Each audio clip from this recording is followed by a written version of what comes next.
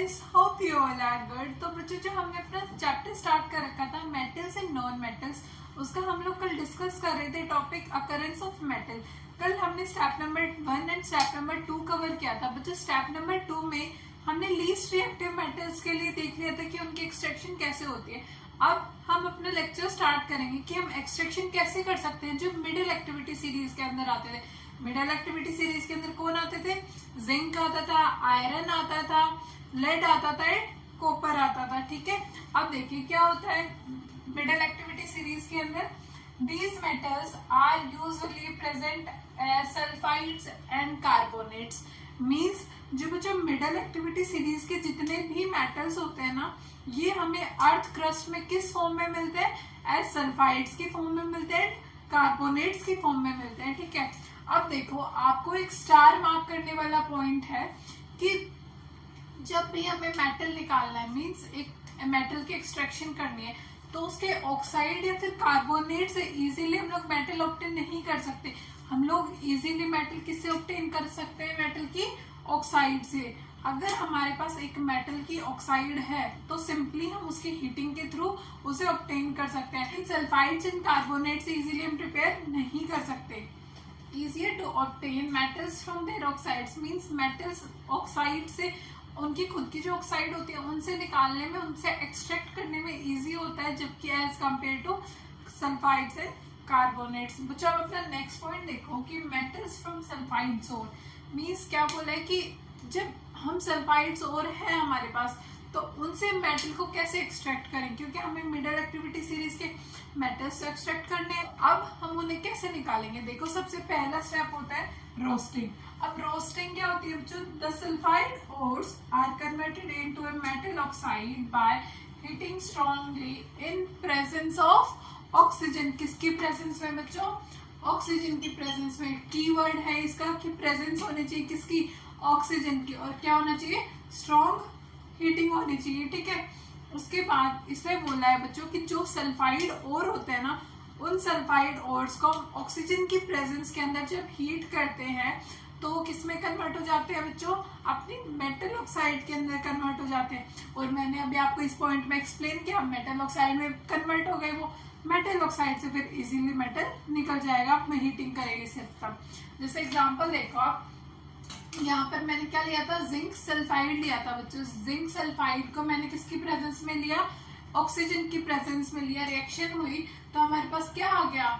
Metal की oxide आ गई। Metal कौन सा लिया था? जिंक लिया था। हमारे पास यहाँ पर जिंक ऑक्साइड आ गया और हमारे पास क्या रिलीज हो गई? Sulphur dioxide. ठीक है, बेसिकली क्या था बच्चों कि मिडिल एक्टिविटी सीरीज वाले कैसे मिलते हैं? हमें सल्फाइड्स एंड कार्बोनेट्स की फॉर्म में मिलते हैं। और उससे हमें सबसे पहले क्या करनी होती है? रोस्टिंग होती है। जो सल्फाइड ओर्स, जो मेटल्स सल्फाइड की ओर्स की फॉर्म में मिलते हैं, उन्हें हम लोग क्या करते हैं? ऑक्सीजन की प्रेजेंस के अंदर हीट कराएंगे, अपनी मेटल ऑक्साइड में कन्वर्ट हो जाएंगे। और ये मेटल ऑक्साइड जो आएगी ना, ZnO, बच्चे इसको दोबारा से हीट करेंगे, हमें क्या मिल जाएगा? जिंक मिल जाएगा। ठीक है, उसके बाद देखो अपनी सेकेंड क्या होती है। अब आप बोलोगे सल्फाइड ओर्स की हमने बात कर ली, लेकिन कार्बोनेट्स की फॉर्म में भी तो मिलते हैं ना मेटल्स हमारे पास। तो अब देखो कार्बोनेट जब हमारे पास होगा तो हम कैसे, कौन सी रिएक्शन कराएंगे, कौन सी प्रोसेस होगी? ठीक है, अब देखो यहाँ पे सेकंड क्या है? कैल्सिनेशन। कैल्सिनेशन क्या होता है बच्चों? तो carbonate ores are changed into oxide by heating in absence or limited air. ठीक है, अब देखो रोस्टिंग में बच्चों क्या था? अपने पास क्या थी? हमें ऑक्सीजन की प्रेजेंस रखनी थी। इसके अंदर क्या करना है कैल्सिनेशन के अंदर कि जब कार्बोनेट्स के ओर होंगे ना, तो इन कार्बोनेट्स की ओर को हम लोग क्या करेंगे? मेटल ऑक्साइड में तो कन्वर्ट करेंगे हीटिंग के थ्रू, लेकिन यहाँ पर क्या होगा? ये स्टेप आपको याद रखना है, ऑक्सीजन ना मात्र होगी बच्चों। या तो ऑक्सीजन बिल्कुल कट होगी या फिर होगी तो बहुत ही लिमिटेड अमाउंट में होगी। ठीक है, जैसे देखो जिंक कार्बोनेट था। ठीक है, ये किस में कन्वर्ट हो गया? हीटिंग के बाद किसके अंदर कन्वर्ट हुआ? जिंक ऑक्साइड के अंदर। और गैस कौन सी रिलीज हुई बच्चों? यहाँ पे CO2। ठीक है, अब देखो इसके अंदर आपके पास डिफरेंशिएशन में भी आ सकता है, फिर डिफाइन में भी आ सकता है आपके पास बोर्ड्स के अंदर क्वेश्चन। अब आपको मैं एक ट्रिक भी नहीं बता सकती, मतलब जस्ट एक रिमेम्बर करने का पॉइंट है। जैसे देखो कैल्सिनेशन किससे शुरू हो रहा है? C से शुरू हो रहा है। ठीक है, और कार्बोनेट्स और किससे शुरू हो रहे हैं बच्चों? C से शुरू हो रहे हैं। तो दोनों सी वाला एक में चला जाएगा और रोस्टिंग के लिए फिर सल्फाइड और आ गए। मीन्स जब हमारे पास सल्फाइड और होगा तो हमें रोस्टिंग करनी पड़ेगी ऑक्सीजन की बहुत ज्यादा प्रेजेंस के अंदर। कैल्सिनेशन मीन्स सी क्या आता है, कार्बोनेट में भी आता है, तो दोनों सी एक साथ होंगे। मीन्स हमारे पास ऑक्सीजन की उसके अंदर हमें बहुत कम रखनी है, फिर बिल्कुल भी हमें ऑक्सीजन नहीं चाहिए प्रोसेसेस के अंदर।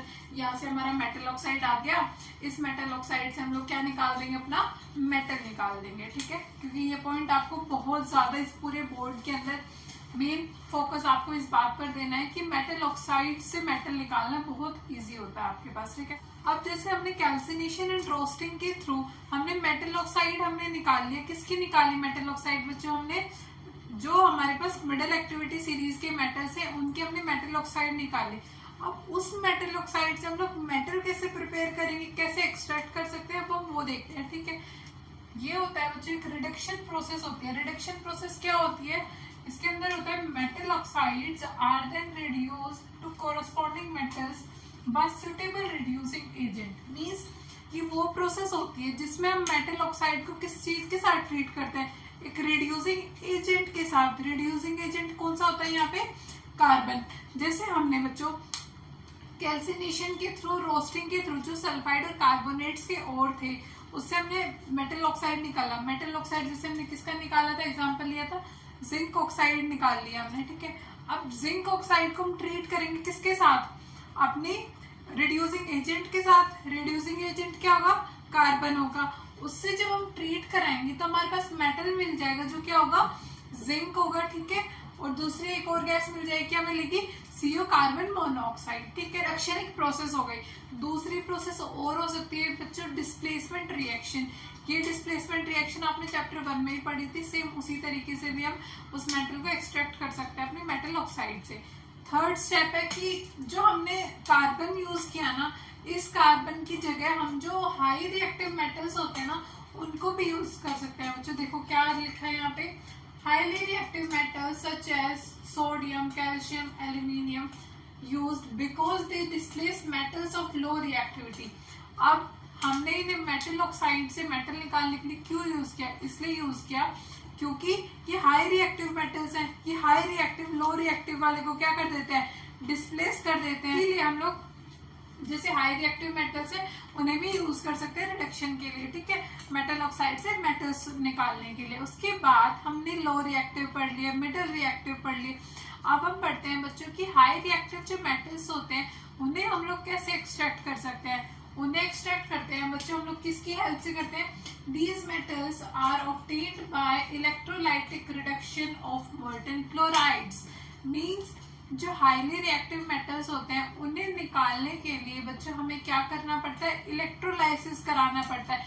अब इलेक्ट्रोलाइसिस होता है तो मींस आपके पास दो, हमने क्या यूज किए होंगे, हमने दो रोड्स यूज किए होंगे, पॉजिटिवली चार्ज, नेगेटिवली चार्ज। जो हमारा पॉजिटिव चार्ज होगा बच्चों वो होगा हमारे पास एनोड, जो हमारे पास नेगेटिव चार्ज होगा वो हमारा क्या होगा, कैथोड होगा, ठीक है। अब देखिए दोनों को हमने मोल्टन क्लोराइड की प्रेजेंस में हमने ट्रीट कराया, इलेक्ट्रोलाइसिस कराई। हमारे पास कैथोड पर क्या आया बच्चों, कैथोड पर हमें डिपॉजिट होता है हमारे पास मेटल, एंड जो क्लोरीन होता है ना बच्चों वो हमारे पास कहाँ पे डिपॉजिट हो जाता है, एनोड के पास डिपॉजिट हो जाता है, ठीक है। अब हम देखते हैं कि हमने स्टेप नंबर 1 कवर किया, स्टेप नंबर 2 कवर किया। हम करते हैं अपना स्टेप नंबर 3 जो होता है refining of metals. Refining of metals means extract कर लिया अब हमने मेटल्स। अब उनकी रिफाइनिंग हम लोग कैसे कर सकते हैं, रिफाइनिंग करते हैं बच्चों एक प्रोसेस के थ्रू, वो होती है इलेक्ट्रोलाइसिस, ठीक है। और यही इलेक्ट्रोलाइसिस प्रोसेस की बच्चों जो है ना बहुत ज्यादा कॉमन है। जैसे मेटल्स हो गए हमारे पास कॉपर, जिंक, सिल्वर, गोल्ड, इन सब मेटल्स के लिए हम इलेक्ट्रोलाइसिस जो है वो बहुत इजीली यूज करते हैं, ठीक है। अब देखते हैं इलेक्ट्रोलाइसिस प्रोसेस एक्चुअली में होता क्या है, ठीक है। When current pass through it, impure metal dissolves in solution। Means क्या हुआ कि हमने इलेक्ट्रोलाइसिस मीन्स आपको बेसिकली देख के ही पता लग रहा होगा इलेक्ट्रॉन्स का काम होगा यहाँ पे। तो जैसे ही हम लोग बच्चों करंट पास करते हैं, करंट के पास होते ही जो हमारे पास इम्प्योर मेटल है ना जो हमने एक्सट्रैक्ट किया है वो क्या हो जाता है, सॉल्यूशन के अंदर डिसॉल्व होना स्टार्ट हो जाता है, ठीक है। उसके बाद बोला है कि equivalent amount of pure metals deposited at cathode. अब देखो जैसे ही ये सॉल्यूशन के अंदर डिसॉल्व होता है बच्चों इम्प्योर मेटल, तो क्या होता है कैथोड के ऊपर प्योर मेटल डिपॉजिट होना शुरू हो जाता है। मीन्स कैथोड के ऊपर कुछ डिपोजिशन आनी शुरू हो जाती है और वो डिपोजिशन क्या होती है हमारे पास प्योर हमारा मेटल होता है वो, ठीक है। और एनोड के ऊपर क्या आती है बेटा, एनोड के नीचे थोड़ी सी हमारे पास इम्प्योरिटीज कलेक्ट होनी शुरू हो जाती है, जिसे हम लोग क्या बोलते हैं एनोड मड। देखो क्या लिखा है, insoluble impurity settle down at the bottom of anode is called anode mud. अब देखिए दो हमारे पास इलेक्ट्रोड है, कैथोड एंड एनोड। कैथोड पे प्योर मेटल आ गया और एनोड के नीचे क्या आ गई हमारे पास इम्प्योरिटीज, जिसे हमने बोला एनोड मड। देखो जैसे हमने ये दो इलेक्ट्रोड्स लिए, ये नेगेटिव ये पॉजिटिव, नेगेटिव वाला कौन सा होगा बच्चों, नेगेटिव वाला होगा हमारे पास कैथोड, पॉजिटिव वाला कौन सा होगा हमारे पास एनोड। इसके नीचे यहाँ पर मड इकट्ठी हो जाएगी और इसके ऊपर यहाँ पर हमारे पास प्योर मेटल कलेक्ट हो जाएगा, ठीक है। आई होप आपको ये पूरा चैप्टर, इस पे जो भी टॉपिक्स मैंने आपको समझाए सब क्लियर हुए होंगे। एंड प्लीज अगर आपको समझ आए तो प्लीज वीडियो को शेयर करना एंड चैनल को सब्सक्राइब करना और बेल आइकन जो दिया है उसे जरूर प्रेस करना ताकि आने वाली वीडियोस की अपडेट्स आपको मिलती रहे। Thank you so much, see you in the next video.